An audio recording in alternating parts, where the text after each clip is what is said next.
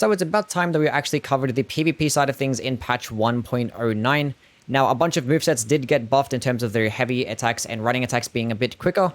And the reason I actually want to talk about it in PvP is because I feel like that movesets are just more important in that area themselves. But specifically, I want to touch on the Greatswords. And more specifically than that, this one-handed heavy attack is very, very fast and it covers a lot of range. So I think it's definitely one of the better attacks in the game right now. It used to be a hot pile of duty, but now it's just really, really good.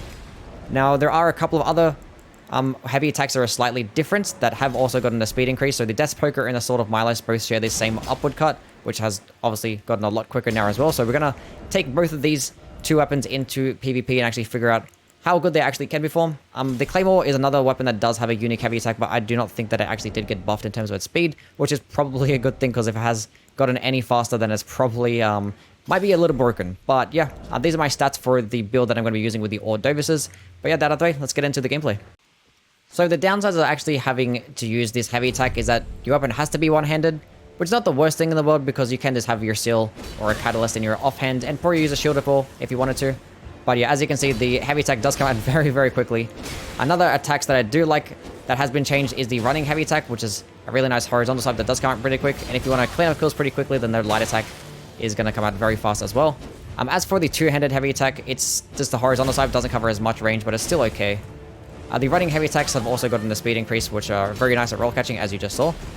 And I'll just do the two-handed running light attack, which is pretty much the exact same as the one-handed one. Does come out pretty quick in that regard also. But I'm probably just trying to finish off with the heavy attack cleanup. And we did. Nice. So being that a bunch of weapons did get buffed with its moveset, very similar to how the Greatsword received its buff, probably end up covering all of them at a later date. Probably actually within a couple of days, actually, because why not? But it's to the point where a lot of these heavy attacks now of these certain weapons, like curved greatswords as well, the heavy attacks honestly come out quicker than the light attacks in some cases, which is actually insane. But as you can see right there, how much distance that it does cover in a short amount of time is absolutely ridiculous. Get the cleanup? Yeah. And then running heavy attacks are amazing for that one reason, because it's good at dead angling and you're actually getting a wide hitbox and area of effect as well. Okay, I'll probably do one last game with the ORDOVISes and probably switch to the Death Poker. This guy's using the good old spit shield. Nice. Oh, not much recovery time for here.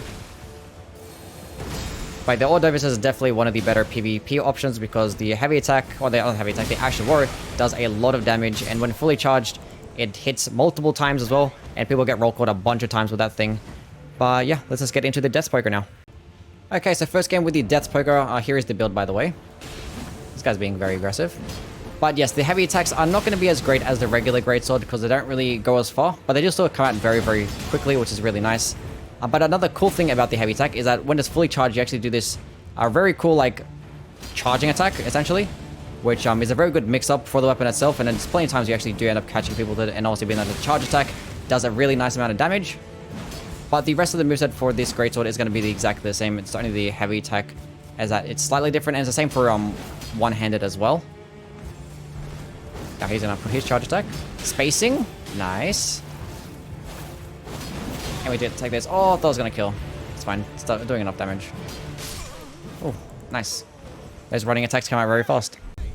Okay, I'll probably do one last game of some live commentary. Probably going over the weapon itself, the Death Poker. So its Ashen Warrior is pretty actually hard to hit with, because it is very slow. I don't know how. I'm about to say that the light attack version of the Ashen Warrior, you'd never hit with it, but I just did, so there you go. That's a first. But another thing as to why it's not the greatest, because the weapon actually itself doesn't have a hitbox when using the Ashen Warrior, which is unfortunate. The ball does, but not the weapon. But the explosion part of it does very nice damage, has a very good range, and you can aim it in like a separate direction. So if I were to actually 180, I could actually use it in the other direction. This guy has decided to kill me. He didn't let me actually showcase the Ashen Warrior, but that's fine. Anyway, that's it for this one, guys. Please do like and subscribe. The rest of the video will just be some more gameplay, and we'll have more videos along the way with the new patch, talking about new weapons as well. But yeah, see you in the next. Bye.